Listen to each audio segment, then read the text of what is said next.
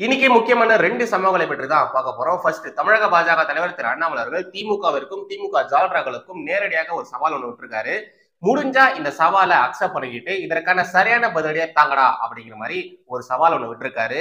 So இந்த TV விவாதங்கள்ல நாத்தம் பிடிச்ச கோட்டை போட்டு உட்கார்ந்துகிட்டு அங்க போயிட்டு திமுகவிற்கு ஆதரவாக உருட்டினா மட்டும் போதாது, திமுகவிற்கு எதிராக இத மாதிரி யாராச்சும் சவால் விட்டாங்கன்னா அந்த சவாலை அக்செப்ட் பண்ணிட்டு அதுக்கான பதிலடியும் தரணும். ஆனா அத மாதிரியான விஷயங்கள் இந்த திமுக ஜால்ராக்கள், திமுக சொம்புகள், திமுக அண்டக்கள் பண்ணுவாங்களானா அதுதான் நமக்கு தெரியாது. அதற்கான வக்கு, திராணி, தெம்பு, முதுகெலும்பு இதெல்லாம் அவங்களுக்கு இருக்கானா அது சத்தியமா நமக்கு தெரியாது. அப்படி என்ன விஷயத்த நம்முடைய அண்ணாமலை அவர்கள் சவாலா விட்டுருக்காரு, எதனால அதை நம்மளுடைய திமுக ஜால்ராக்கள் ஏத்துக்க மாட்டாங்க அப்படிங்கிறத பற்றி பார்க்க போறோம். அடுத்ததாக இந்த கழுது தேஞ்சி கட்டெரும்பு கதையா இருக்கக்கூடிய காங்கிரஸை பற்றி தான் பார்க்க போறோம். நம்மளுடைய சோனியா காந்தி அம்மையார் அவர்கள் இருக்காங்க பாத்தீங்களா, அவங்க இந்த காங்கிரஸ் தலைவர் கார்கே அவர்களை படாது பாடுபடுத்துறாங்க. அந்த மனுஷன் லிட்டரலி கதறாரு, என்னால முடியாதுமா அப்படின்னு சொல்லிட்டு பயங்கரமா கதறாரு. ஆனாலும் அவருடைய கதறல்களை பெருசா எடுத்துக்காம பிரஷர் மேல பிரஷர் போட்டு அந்த மனுஷனை பயங்கரமா கதற விட்டுட்டு இருக்காங்க. இதனாலேயே இந்த பிரஷரை தாங்க முடியாமலேயே இந்த கார்கே அவர்கள் காங்கிரஸ் கட்சியை விட்டு ஓட போறாரு அப்படிங்கிற மாதிரி நிறைய பேர் பேசிக்கிறாங்க. அது என்ன ஏதுங்கிறத பார்க்க போறோம். அப்புறம் கடைசியா இந்த கமெண்ட் ஆஃப் தி டே இருக்கு, மறக்காம அதை மிஸ் பண்ணாம பாத்துருங்க. சோ வாங்க இந்த முக்கியமான ரெண்டு விவகாரங்களை பற்றியும் விலாவரியா இந்த வீடியோல பார்க்கலாம். எப்பொழுதும் எதிராசன் வடிவழகி என் இதய தொழுதால் இல்லை எனக்கெதிர் இல்லை எனக்கெதிர் இல்லை எனக்கெதிரே. ஸ்ரீமதே ராமானுஜாய நமஹா. ஏழரை தேசியவாதிகள் அனைவருக்கும் வணக்கம். ரீசெண்டா துக்ளக் நிகழ்ச்சி ஒண்ணு நடந்தது. அதுல நம்மளுடைய அண்ணாமலை அவர்கள் கலந்துகிட்டு இருந்தாரு. நிறைய விஷயங்கள் அந்த நிகழ்ச்சியில பேசியிருந்தாரு, நம்ம ஏற்கனவே சொல்லியிருந்தோம். அதுல இருந்து ஒரு பாகத்தை தான் நாம இன்னைக்கு பார்க்க போறோம். இதுல பாத்தீங்கன்னா நம்மளுடைய அண்ணாமலை அவர்கள் திமுகவிற்கும் திமுக ஜால்ராக்களுக்கும் அண்டாக்களுக்கும் சொம்புகளுக்கும் நேரடியாக ஒரு சவால் ஒண்ணு விட்டுருப்பாரு. உண்மையாலே சரியான சவால் அது. திமுக ஆட்சிக்கு வந்த நாள் இருந்து இன்னைக்கு வரைக்கும் சிறப்பான ஆட்சி தான் தராங்கன்னா கண்டிப்பா அண்ணாமலை அவருடைய சவாலை ஏத்துக்கிட்டு அதற்கான சரியான பதிலடியை கொடுக்கணும். நேரடியா திமுகவை சரியான பதிலடியை கொடுக்கணும். ஆனா அத மாதிரி அவங்க கொடுப்பாங்களான்னா அது மிகப்பெரிய கேள்விக்குறிதான். சரி, இந்த அண்டாக்கள் சொம்புகள்னு திமுக ஜால்ராக்கள் இருக்காங்களே, அவங்களாச்சும் இதுக்கான பதிலடி கொடுப்பாங்களான்னா அதுவும் சந்தேகம்தான். ஏன்னா இந்த மாதிரி பதிலடி கொடுக்கும்போது சரியான தரவுகளை கொடுக்கணும். வெறும் கேமராவை ஆன் பண்ணிட்டு காட்சி மூச்சுன்னு கத்திட்டு அவதூறான செய்திகளை பரவிட்டு போறது கிடையாது. கொடுக்குற பதிலடிக்கு சரியான தரவுகள் இருக்கணும், டேட்டா சரியானதாக இருக்கணும். அந்த டேட்டாவை எடுக்கலாம் சொல்லிட்டு இந்த ஜால்ராக்கள் போனாங்கன்னா கண்டிப்பா அவங்க தான் மாட்டிப்பாங்க. அதனாலே இந்த ஜால்ரா கோஷ்டிங்க என்ன பண்ணுங்க, வாய்க்கு வந்த மாதிரி வளருங்க. இல்லைன்னா எப்பவுமே பேசுற மாதிரி இந்த சமூக நீதி, சமத்துவம், சுயமரியாதை, பெண்ணடிமைத்தனம் இது மாதிரியான விஷயங்களை மட்டும் பேசிட்டு ஓடி போயிடுங்க. இது மாதிரி இதுங்க பண்றதுனாலயே இதுங்க கிட்ட இருந்து சரியான பதிலடியை நம்மளால வாங்கவே முடியாது. சரி, நம்மளுடைய அண்ணாமலை அவர்கள் அப்படி என்ன சவாலை விட்டுருக்காரு அப்படிங்கிறதையும், எதனால இந்த சவாலை திமுக காரங்களோ திமுக ஜால்ராக்களோ ஏத்துக்க மாட்டாங்க அப்படிங்கறது நம்ம பின்னாடி பார்க்கலாம். இங்க சைட்ல உங்களுக்கு ஒரு வீடியோ ஒன்று போடுறேன், தயவுசெய்து அதை பாத்துருங்க. ரொம்ப குட்டி கிளிப்பிங் தான், அதை ஃபர்ஸ்ட் பாத்துருங்க. மோடினா கேரண்டி. யாராவது ஒருத்தருக்கு நேரம் இருக்கு, 2019 நம்முடைய மேனிஃபெஸ்டோ நேரம் இருந்தா நீங்க படிச்சு பார்க்கணும். நான் சேலஞ்சே பண்றேன். திராவிட முன்னேற்ற கழகத்தினுடைய மேனிஃபெஸ்டோ ஒரு காப்பி 511 வாக்குறுதி நீங்க எடுத்துக்கங்க. 2019 பாரதிய ஜனதா கட்சியினுடைய மேனிஃபெஸ்டோ எடுத்து, பாரதிய ஜனதா கட்சியினுடைய மேனிஃபெஸ்டோ வெரி டெக்னிக்கலுங்க, சர்ஃபேஸ் மேனிஃபெஸ்டோ இல்லைங்க. எல்லா எலெக்ஷன் டைம்ல பாத்தீங்கன்னா அரசியல் கட்சிகள் சர்ஃபேஸ்ல எழுதுவாங்க. நாங்க வந்தா பாவர்ட்டியை ஒழிப்போம், வேர் இஸ் தி நம்பர். நாங்க வந்தா பழங்குடியை பண்ணுவோம், வேர் இஸ் தி நம்பர். நாங்க வந்தா விவசாயிகளுடைய வருமானத்தை பெருக்கும், இல்லைங்க. நம்ம மேனிஃபெஸ்டோ மட்டும்தான் இந்தியன் ஹிஸ்டரியில நீங்க எந்த மேனிஃபெஸ்டோ எடுத்து பார்த்தாலும் it is an indicator with a number and target. அதனால யாருக்கெல்லாம் நேரம் இருக்கோ நம்முடைய மேனிஃபெஸ்டோ நீங்கள் எடுத்து படிக்க வேண்டும் என்று நான் அறிவுறுத்துகின்றேன். அதுல பாத்தீங்கன்னா ரொம்ப ஸ்பெசிபிக்கா சொல்லியிருப்போம். இதுவரை மீனவர்கள் நலனுக்கு அக்கறையை காட்டல, நம்ம காட்டுவோம். நம்ம ஆட்சிக்கு வந்தவுடன் மத்திய சம்பத்த யோஜனா 10,000 கோடி ரூபாய் நேரடியாக ஒதுக்கீடு செய்யும். ஆட்சிக்கு வந்த பிறகு மீன்வளத்துறைக்கு புதிதாக ஒரு அமைச்சகத்தை உருவாக்கி செஞ்சிருக்கும். அதே போல சும்மா சொல்லிங்க, ஒரு வீட்டுக்கும் 2024 டிசம்பர் 31 முடிவதற்குள்ள ஜல்ஜீவன் திட்டத்துல லாஸ்ட் ஹவுஸுக்கு பைப்ல தண்ணி கொண்டு போய் கொடுப்போம். நம்ம ஆட்சிக்கு வரும்பொழுது 2014 2019 அறிவிச்ச திட்டம் 2019 ஆட்சியில் நம்ம அறிவிக்கிறோம். நம்ம அறிவிக்கும் போது வெறும் 17% வீடுகளுக்கு இந்தியால பைப்ல தண்ணி வந்துச்சு. இன்னைக்கு we have reached 73%. we are on track to hit the target. 73% நம்ம கொண்டு வந்திருக்கோம். எல்லாமே இண்டிகேட்டர்ஸ், நம்பர்ஸ், பெர்ஃபார்மன்ஸ். பழங்குடியினருக்கு அரசியல் அங்கீகாரம் மற்றும் பொருளாதார மேம்பாடு. இந்தியாவுடைய முதல் பழங்குடி இனத்திலிருந்து ஜனாதிபதி அம்மா திரௌபதி முர்மு அவங்க வந்திருக்கிறாங்க. அரசியல் அங்கீகாரம், the number 1 citizen of our country. அதன் பிறகு 24,000 கோடி ரூபாய் தனியா ஒரு செப்பரேட் ஹெட்ல முதலாக ஒதுக்கீட்டிலிருந்து ஜன்ஜாத்தியா திவஸ் என்று சொல்லக்கூடிய பிர்சா முண்டா அவருடைய நாளை அவர்களுக்கான ஒரு சிறப்பு நாளாக கொடுப்பதிலிருந்து, சத்தீஸ்கரிலே பாரதிய ஜனதா கட்சியினுடைய முதலமைச்சரை பழங்குடியினத்திலிருந்து தேர்வு செய்ததிலிருந்து, அரசியல் அதிகாரம் மட்டுமல்லங்க, we have proven political power, economic power இரண்டும் சேர்ந்து செல்ல வேண்டும். பாரதிய ஜனதா கட்சி அதை கொடுக்கும் என்று பாராளுமன்றத்திலும் சட்டமன்றத்திலும் பெண்களுக்கு 33% ஒதுக்கீடு மேஜர் மேனிஃபெஸ்டோ ப்ராமிஸ் செய்திருக்கின்றோம். 10,000 புதிய விவசாயிகள் உற்பத்தி நிறுவனங்கள் உருவாக்குவோம். 2023 ஜூலை மாசத்துல 10,001வது FPO நாம் முடிச்சு காட்டிட்டோம். ஓபன் டெஃபிகேஷன் ஃப்ரீ ஸ்டேட்டஸ் பெற்றிருக்கின்றோம். இஸ்லாமிய பெண்கள் பாதுகாப்புக்கு ட்ரிபிள் தலாக், பெட்ரோல்ல 10% எத்தனால் கலப்பு, இன்னைக்கு 17% ரீச் ஆயிருக்கிறோங்க. சிறு குறு விவசாயிகளுக்கு பென்ஷன் திட்டம் செப்டம்பர் 2010 கொண்டு வந்திருக்கும். நீர் மேலாண்மைக்கு தனி அமைச்சகம், ஆர்டிகல் 320, அயோத்தியா ராமர் கோவில். நம்முடைய மேனிஃபெஸ்டோ நீங்க எடுத்து ஒரு லைனா நீங்க டிக் போட்டுட்டு வந்தீங்கன்னா, we have achieved everything we have promised to the Indian people. நாட்டு மக்களுக்கு இது இந்தியால முதலுங்க, the first time in our country. நாட்டு மக்களுக்கு முதலாக ஒரு ஆட்சி தான் சொல்லியதை 5 ஆண்டுகளிலே செய்து காட்ட முடியும் என்று காட்டியிருக்கிறோம். நாம எக்ஸ்கியூஸ் கொடுக்கலீங்க. ஐயோ பியூரோக்ரசி இப்படி, நாங்க என்ன பண்றது, சொல்றதை கேட்க மாட்டாங்க. ஐயோ நம்ம பணத்தை டெல்லியில இருந்து 100 ரூபாய் அனுப்பிச்சா 15 ரூபாய் தாங்க வருது, 85 ரூபாய் சாப்பிட்டுறாங்க, நாங்க என்ன பண்றது சொல்லலீங்க. ஐயோ இந்த நாட்டுல கரப்ஷன் அதிகம், நம்மளால செய்ய முடியல சொல்லலீங்க. பொலிட்டிக்கல் இன்ஸ்டபிலிட்டி இருக்கு, 5 வருஷத்துல கிட்டத்தட்ட எல்லா மாநிலங்களும் எலெக்ஷன் சைக்கிள்ல மாட்டி வெளியே வருது, நம்ம சொல்லலீங்க. ஒரு எலெக்ஷன் சைக்கிள் கிட்டத்தட்ட 6 மாத காலம் அரசு இயந்திரங்கள் ஸ்தம்பிச்சு நிக்கிறாங்க. அதனால நம்முடைய டெவலப்மெண்ட் பின்னாடி போகுது. எந்த காரணமும் எந்த எக்ஸ்கியூஸும் கொடுக்காம ஒரு ப்ரூவன் கவர்மெண்ட், ஒரு ப்ரூவன் பெர்ஃபார்மர் செய்து காட்டியிருக்கின்றோம். மனது வைத்தால் நம்முடைய நாட்டிலே நம்மால் செய்ய முடியும் என்று. இங்க உங்களுக்கு ஒரு முக்கியமான விஷயத்த சொல்லணும். நம்ம அண்ணாமலை தமிழ்ல பேசுறாரு, தமிழகத்துல பேசுறாரு அப்படிங்கறதுனாலதான் இந்த சவாலை திமுகவிற்கு எதிராக பேசுறாரு அப்படிமா நான் சொன்னேன். பட் இந்த ஒரு சவால் இருக்கு பாத்தீங்களா, இது ஒட்டுமொத்த இந்த புள்ளச்ச கூட்டணிக்குமே நம்முடைய அண்ணாமலர்கள் விடுறாரு. இந்த சவாலை முடிஞ்சா முறியடிச்சு காட்டுங்கடா, அதாவது இந்த சவாலை அக்செப்ட் பண்ணிட்டு இதற்கான பதிலடியை கொடுங்கடா அப்படி மாதிரிதான் நம்முடைய அண்ணாமலர்கள் சொல்றாரு. தமிழ்நாட்டுல பேசுறதுனால திமுகவிற்கு எதிராக இவர் பேசுறாரு அப்படிங்கிற மாதிரி நான் சொன்னேன். இதுலயே பாத்தீங்கன்னா நம்முடைய அண்ணாமலை அவர்கள் வாக்குறுதிகள் பற்றி மட்டும் அவர் பேசவே இல்லை. சமூக நீதி, சமத்துவம், பெண் உரிமை, சிறுபான்மை மக்களுடைய வாழ்க்கையை மேம்படுத்துதல் சொல்லிட்டு ஒட்டுமொத்த விஷயத்தை பற்றி நம்முடைய அண்ணாமலர்கள் புள்ளி விவரத்தோட எடுத்து வைக்கிறாரு. இதுல நம்முடைய அண்ணாமலர்கள் சொல்லியிருப்பாரு, திமுகவுடைய 511 வாக்குறுதிகள் அப்படின்ற மாதிரி. எண்மண் எண் மக்கள் பாத யாத்திரையில போகும்பொழுது அங்க மக்களை சந்திச்சு அண்ணாமலர்கள் பேசும்பொழுது திமுகவுடைய வாக்குறுதிகள் குறித்து எப்பவுமே பேசுவாரு. அங்க இருக்கக்கூடிய மக்கள்கிட்ட இந்த வாக்குறுதிகள்லாம் இவங்க நிறைவேற்றிட்டாங்களா அப்படிங்கிற மாதிரி அங்க இருக்கக்கூடிய மக்கள்கிட்டயே அண்ணாமலர்கள் கேட்பாரு. அண்ட் ஆல்சோ அந்த வாக்குறுதிகள் நிறைவேற்றப்பட்டதா, எந்த ஸ்டேட்டஸ்ல இருக்கு அப்படிங்கிறத பற்றி அவரே விளக்கியும் சொல்லுவாரு. நான் பர்சனலா அண்ணாமலோடைய இந்த பாத யாத்திரையை க்ளோஸா வாட்ச் பண்றதுனால அவர் பேசுற விஷயங்கள்லாம் நம்மளுடைய சேனல்ல அடிக்கடி எடுத்து போடுவோம்.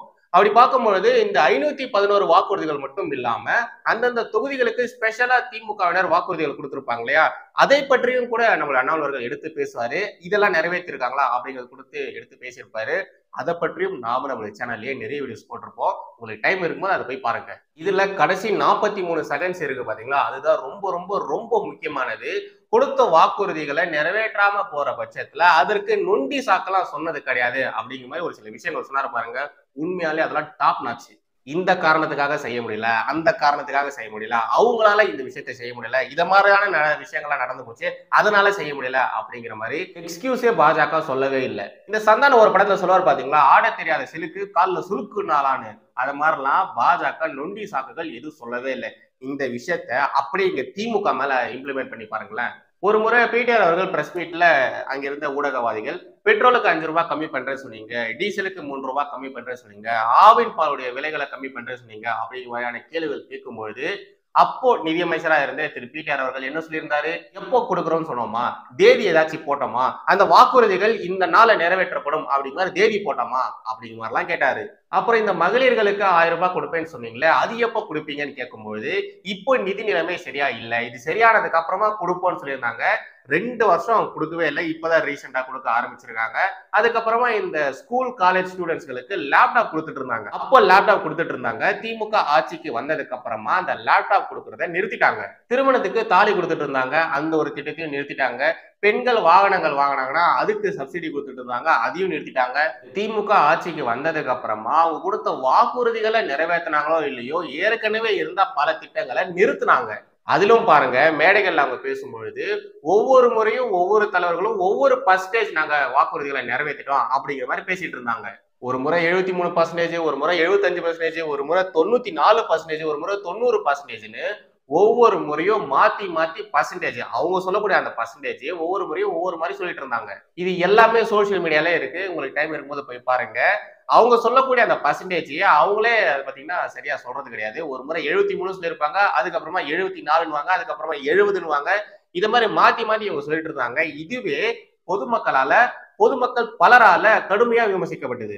இத மாதிரி ஏகப்பட்ட ஓட்டைகள் இருக்கிறதுனாலதான் இந்த திமுக ஜால்ராக்கள், திமுக சொம்புகள், திமுக அண்டாக்கள் இத மாதிரியான சவாலை ஏத்துக்கிறதே கிடையாது. அதனாலதான் இந்த பக்கமே அதுங்க தலை வச்சு படுகிறதே கிடையாது. ஏன்னா பதில் கொடுக்குற பேர் வழி சொல்லிட்டு ஏதாச்சும் பேச ஆரம்பிச்சிருச்சுங்கன்னா மாட்டிக்குங்க பாருங்க. அதனாலதான் அமைதியா இருக்குதுங்க. சரி, நாம அடுத்த கண்டென்ட்டுக்கு போயிடலாம். இந்த விளங்காத புள்ளி வச்ச கூட்டணி ஒண்ணு இருக்கு பாத்தீங்களா, அந்த புள்ளி வச்ச கூட்டணிக்கு தலைவரா காங்கிரஸ் கட்சியினுடைய தலைவர் திரு கார்கே அவர்கள் தான் அப்படிங்கிற மாதிரி நிறைய செய்திகள் நீங்க பார்த்திருப்பீங்க. நாம கூட அந்த விஷயத்தை பற்றி பேசியிருந்தோம். இன்னொரு ரூமர்ஸும் நீங்க கண்டிப்பா கேள்விப்பட்டிருப்பீங்க. இந்த புள்ளி வச்ச கூட்டணி சார்பாக இருக்கக்கூடிய பிரதமர் வேட்பாளர் திரு கார்கே அவர்கள் தான் அப்படிங்கிற மாதிரியான செய்திகள் நீங்க பார்த்திருப்பீங்க. அதற்கான காரணம் என்னன்ற மாதிரி நம்ம பார்க்கும்போது, இந்த பப்புஜி இருக்கார் இல்லையா, காங்கிரஸ் கட்சியினுடைய இல்ல காங்கிரஸ் கட்சியின் தலைவர்லாம் அவர் கிடையாது. இந்த பப்புஜி இருக்காரு பாத்தீங்களா, அவருக்கு ஆதரவாக யாருமே இல்ல. முக்கியமா பப்புஜி அவர்களுக்கு எதிராக மம்தா தீதி அவர்களும் அரவிந்த் கெஜ்ரிவாலும் மற்ற கட்சியினருடைய தலைவர்களும் எதிராக இருக்கிறதுனால பப்புஜியை நீங்க பிரதமர் வேட்பாளரா அறிவிச்சீங்கன்னா நாங்க பாட்டு கிளம்பி போயிட்டே இருப்போம் அப்படின்ற மாதிரி சொல்லிட்டாங்களாமா. கார்கே அவர்களை நீங்க பிரதமர் வேட்பாளரா அனௌன்ஸ் பண்ணீங்கன்னா அதுக்கு நாங்க சப்போர்ட் பண்றோம் அப்படிங்கிற மாதிரி சொல்லியிருக்காங்க போல. இதெல்லாம் எந்த அளவு உண்மைன்னு தெரியலங்க. இங்க தமிழகத்துல திமுகவே ஒரு விஷயத்த பரப்பி விட்டு அதை மக்கள் எல்லாருமே பேசுறாங்க சொல்ல விட்டு ஒரு நெரேட்டிவ் ஒண்ணு செட் பண்ணுவாங்க பாத்தீங்களா, அத மாதிரி இந்த காங்கிரஸ்காரங்க இத மாதிரியான ஒரு நெரேட்டிவ் செட் பண்றாங்களான்னு தெரியல. பட் இத மாதிரியான விஷயங்கள் சோசியல் மீடியாலும் சரி நிறைய வலைத்தளங்களையும் போயிட்டு தான் இருக்கு. மம்தா, அரவிந்த் கெஜ்ரிவால், மற்ற புள்ளி வச்ச கூடையில இருக்கக்கூடிய தலைவர்கள் இவங்க எல்லாருமே பிரதமர் வேட்பாளரா கார்கே அவர்களை அக்செப்ட் பண்றாங்க. பட் கார்கே பிரதமரா நான் நிக்கலைன்னு சொல்லி ஒத்த காலில் நிக்கிறாராமா. ஆனா நம்மளுடைய சோனியா காந்தி அவர்கள் என்ன பண்றாங்க, அவங்களே ஒத்துக்கிறாங்க. அவங்களே ஒத்துக்கும் போது நீங்க எதுக்கு அடம் பிடிக்கிறீங்க அப்படிங்கிற மாதிரி பிரஷர் மேல பிரஷர் போடுறதாகவும் செய்திகள் வந்திருக்கு. இந்த விவகாரம் பற்றி ரீசெண்டா ஒரு ஆர்டிகல் ஒண்ணு படிச்சேன். உங்களுக்காக ஒரு 2 ஸ்கிரீன்ஷாட் உங்களுக்காக எடுத்து வச்சிருக்கேன். இங்க சைட்ல போற அதை பாருங்களேன். தற்போது லோக்சபா தேர்தலில் பாஜகவை வீழ்த்தும் முனைப்பில் காங்கிரஸ் உள்ளது. அனைத்து எதிர்கட்சிகளையும் உள்ளடக்கிய இந்த புள்ளி வச்ச கூட்டணியில் காங்கிரஸ் முக்கிய பங்கு வகிக்கிறது. புள்ளி வச்ச கூட்டணியின் பிரதமர் வேட்பாளராக கார்கேவை மேற்கு வங்க முதல்வர் மம்தா பானர்ஜி, டெல்லி முதல்வர் அரவிந்த் கெஜ்ரிவால் உள்ளிட்டோர் முன்மொழிந்தனர். ஆனால் மல்லிகார்ஜுன கார்கே இதனை ஏற்க மறுத்தார். இந்நிலையில் மல்லிகார்ஜுன கார்கே தலித் என்பதால் அவரை முன்னிறுத்தி சில தொகுதிகளை கைப்பற்ற முடியுமா என மூத்த காங்கிரஸ் தலைவர் சோனியா காந்தி டீம் கணக்கு போடுவதாக கூறப்படுகிறது. இதனால் லோக்சபா தேர்தலில் கார்கேவை களமிறக்க சோனியா தரப்பு விரும்புகிறதாம். குறிப்பாக உத்தரப்பிரதேசத்தில் மாயாவதியுடன் மறைமுக உடன்பாடு செய்து கொண்டு தலித் தலைவரான மல்லிகார்ஜுன கார்கேவை அம்மாநிலத்தின் வேட்பாளராக களமிறக்கலாம் என்கிற ஆலோசனையில் இருக்கிறதாம் சோனியா தரப்பு. ஆனால் மல்லிகார்ஜுன கார்கேவோ தமக்கு 81 வயது ஆகிறது, இனியும் தேர்தலில் போட்டியிட விரும்பவில்லை என தெரிவித்து விட்டாராம். இருப்பினும் மல்லிகார்ஜுன கார்கேவை எப்படியும் தேர்தலில் களமிறக்கி நெருக்கடி தருவோம் என்கிறதாம் சோனியா தரப்பு. இதனால் மல்லிகார்ஜுன கார்கே கடும் நெருக்கடியில் சிக்கி இருக்கிறார் என்கின்றன டெல்லி வட்டாரங்கள். இப்படிப்பட்ட ஒரு ஆர்டிக்கலை இப்பதான் நான் ரீசெண்டா படிச்சேன். பாவம் அந்த மனுஷன், எனக்கு 81 வயசு ஆகுது, 81 வயசுல தேர்தலை நில்லுன்னு சொல்றீங்களே, இதெல்லாம் நியாயமா இருக்குதா? என்னால முடியல, எனக்கு உடம்பு முடியல, தயவு செய்து என்ன பிரஷர் பண்ணாதீங்க அப்படிங்கிற மாதிரி கையெடுத்து கெஞ்சி கேட்கிறாரு போல இருக்குது நம்முடைய கார்கே. ஆனாலும் நம்முடைய காங்கிரஸ் குடும்பம் அவரை விடாம பிரஷர் மேல பிரஷர் போட்டு நீங்க நின்னுதான் ஆகணும், நிக்க வச்சுதான் தீருவோம் அப்படிங்கிற மாதிரி சொல்லிட்டு வந்துட்டு இருக்காங்க. பாவம். இதெல்லாம் பார்த்த ஒரு சில பேர் என்ன சொல்றாங்க, நீங்க இப்படியே பிரஷர் பண்ணிட்டே இருங்க, அந்த மனுஷன் பாருங்க காங்கிரஸ் விட்டு ஓட போறாரு அப்படிங்கிற மாதிரி சொல்லிட்டு வராங்க. அப்படிலாம் நம்முடைய கார்கே அவர்கள் பண்ண மாட்டாரு, அது எல்லாருக்குமே தெரிஞ்சதுதான். எப்படி இருந்தாலும் இந்த புள்ளி வச்ச கூட்டணி தோக்கதான் போகுது. சோ நம்ம இந்த தேர்தல்ல கலந்துக்கலாம், தேர்தலில் நிக்கலாம் அப்படிங்கிற மாதிரி அவர் முடிவு பண்றதுக்கு சான்ஸ் இருக்கு. அண்ட் ஆல்சோ தோத்துட்டீங்கன்னா எல்லா பழியும் தூக்கி ஏமால போட்டுருவீங்க, அதனால நான் இந்த தேர்தலை நிக்க மாட்டேன் அப்படின்னு சொல்லிட்டு ஒதுங்கி போறதுக்கும் வாய்ப்பு இருக்கு.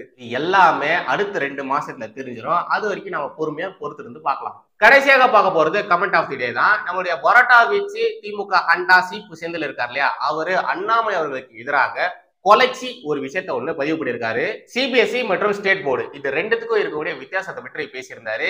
இந்த அமெரிக்கா போயிட்டு வந்துட்டு அமெரிக்கா தமிழகத்தை விட கம்மியா தான் இருக்குது, தமிழகம் தான் சிறந்து விளங்குது, இங்க இருக்கக்கூடிய வசதிகள்லாம் அமெரிக்காவோட கம்பேரா பண்ண முடியாது, அமெரிக்காலாம் வேஸ்ட், தமிழகம் தான் பெஸ்ட் அப்படி மாதிரிலாம் பேசியிருந்தாரு பாத்தீங்களா. அத மாதிரிதான் இந்த வீடியோலயும் அவர் பேசியிருக்காரு. இந்த ஸ்கிரீன்ஷாட்டை பாருங்களேன்.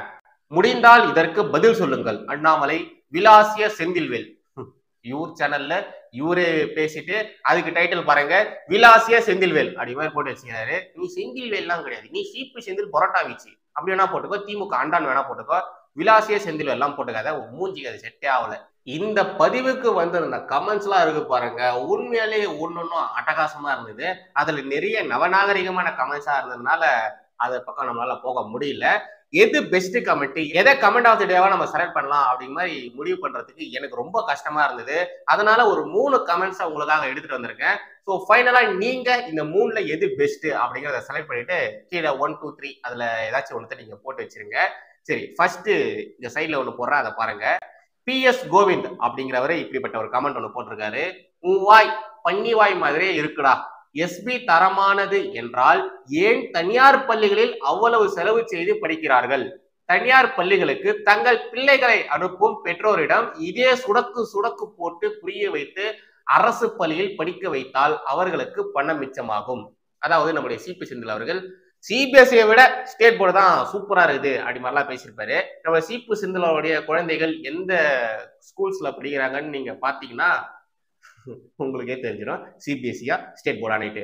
அடுத்த கமெண்ட் பாருங்க, சாஃப்ரான் சீடு அப்படிங்கிறவரு, நீ இப்படி வெலாசிட்டு இரு, நாய் பிடிக்கிற வண்டி வருது, உன்னை அதுல ஏத்தி விட்டாதாண்டா தமிழக மக்களுக்கு நிம்மதி, அது வரைக்கும் இப்படி வாழறுத்த சொரிநாய் மாதிரி கத்திட்டே கிட, வாழறுத்த சொரிநாய் மாதிரி கத்திட்டே கிட அப்படி மாதிரி இந்த சாஃப்ரான் சீடு சொல்லுகிறாரு. அடுத்தது பாருங்க, தேசிய தமிழன் அப்படிங்கிறவரு, திமுகவினர் நடத்தும் தனியார் பள்ளிகள் என்ன கூந்தலுக்கு இந்தி சொல்லி தராங்க? இந்த ஒரு கேள்விக்கு மட்டும் நீ ஒரு அப்பனுக்கு பிறந்தவனா இருந்தால் பதில் சொல்லுடா. சோ சிபி செந்தில் அவர்களே, அவர் கேட்ட கேள்விக்கு முடிஞ்சா பதில் சொல்லுங்க. எதனால திமுக காரங்க நடத்தக்கூடிய பள்ளிகள்ல ஹிந்தி கத்து கொடுக்குறாங்க, அங்க மும்மொழி கொள்கைகளை ஃபாலோ பண்றாங்க அப்படிங்கறத மட்டும் நீங்க சொன்னீங்கன்னா நல்லா இருக்கும். அதை தான் இவரும் கேட்கிறாரு. இப்ப நீங்க தான் சொல்லணும் மக்களே, இந்த 3 கமெண்ட்ஸ்ல எது கமெண்ட் ஆஃப் தி டேன்னு நீங்க தான் சொல்லணும். ஸோ அவ்வளோதான் கைஸ்க்கான கண்ணன், மறுபடியும் அடுத்த ஒரு சந்திக்கிறேன். ஜெய்ஹிந்த், வந்தே மாதரம்.